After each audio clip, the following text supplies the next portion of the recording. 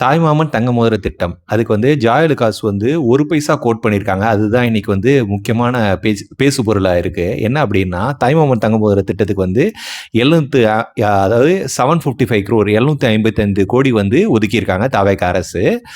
அதுக்கு வந்து எல்லார்ட்டேருந்தும் கொட்டேஷன் வந்து கேட்டிருக்காங்க. அதுல வந்து இவங்க வந்து ரொம்ப கம்மியான அமௌண்ட் குடுத்தது யாரு அப்டின்னா, ஜாய் அலுகாஸ். அவங்க வந்து எவ்வளோ குடுத்துருக்காங்கன்னா, வெறும் 1 பைசா தான் குடுத்துருக்காங்க. அந்த 1 பைசால வந்து என்னன்னா, செய்கூலி, சேதாரம், ஹால் மார்க்கிங்கு, அப்புறம் லேபர் காஸ்ட்டு, அதுக்கப்புறம் வந்து ஒரு இடத்துலேருந்து இன்னொரு இடத்துக்கு வந்து அது கொண்டு போறது, இந்த டிரான்ஸ்போர்ட் செலவு இதெல்லாம் சேர்த்தே வந்து அவங்க வந்து வெறும் 1 பைசா தான் வந்து கோட் பண்ணி அதாவது என்ன அப்டின்னா, எல்லா செலவும் நாங்களே ஏத்துக்கிறோம் அப்படின்னு வந்து இது மூலியமா வந்து தெரிய வருது. இன்னொன்னு, அவங்க ஏன் வந்து இத வந்து இவ்வளோ குறைவான விலைக்கு வந்து கோட் பண்ணி இத வந்து இந்த ஆர்டர வந்து அவங்க ஏன் எடுக்கணும்? ஒ உ அதாவது இது எல்லாமே வந்து நம்மளோட அனுமானம் தான் தவிர, அவங்க எதுவுமே வந்து அபிஷியலா வந்து அனவுன்ஸ் பண்ணல. இன்னொன்னு எவ்வளோ கேரட் தங்கம் தருவாங்க, அதோட குவாலிட்டி எப்படி இருக்கும் அப்படிங்கிறதும் வந்து தெரியல.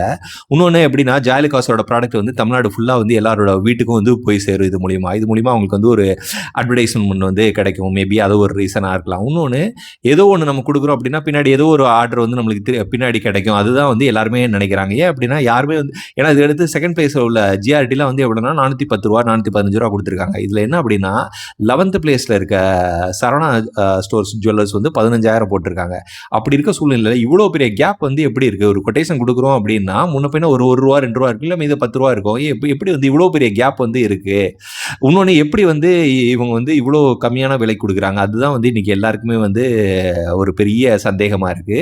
இது என்னங்கிறது தாவேக்கா அரசு தான் நம்மளுக்கு வந்து விளக்கம் அளிக்கணும். இல்ல அப்படின்னா ஜாய் அலுகாஸ் வந்து இந்த விளக்கத்த வந்து குடுக்கணும். எப்படி இவ்வளோ கம்மியான விலைக்கு வந்து குடுக்குறாங்க அப்படின்னு.